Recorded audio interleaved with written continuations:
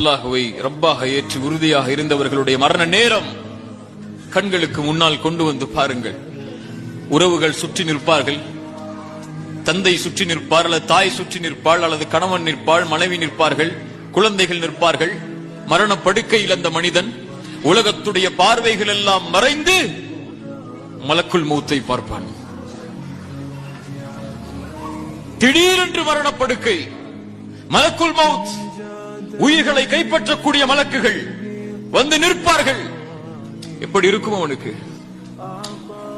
இப்படி இருக்கும். இதே நிலைமையை அல்லாஹ்வின் மீது ஆணையாக நான் சந்தித்தே ஆக வேண்டும். நீங்க உங்களில் ஒவ்வொருவரும் இந்த மரணப்படுக்கை அடைவீர்கள்.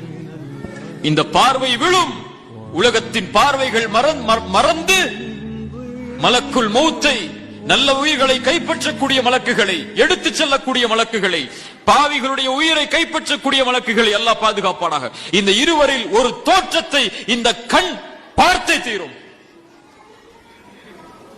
பயப்படுவான், கவலை கொள்வான். அவர் வந்து சொல்லுவார், லா தஹ்சன் லா தகாஃபு வலா தஹ்சனு. ஏன் பயம், ஏன் கவலை? நாங்கள் இருக்கிறோம், நாங்கள் இருக்கிறோம். அல்லாஹ் பார்த்துக் கொள்வான். இன்னல் முத்தகீன ஃபீ மகாமின் அமீன். நிம்மதி அடைவான்.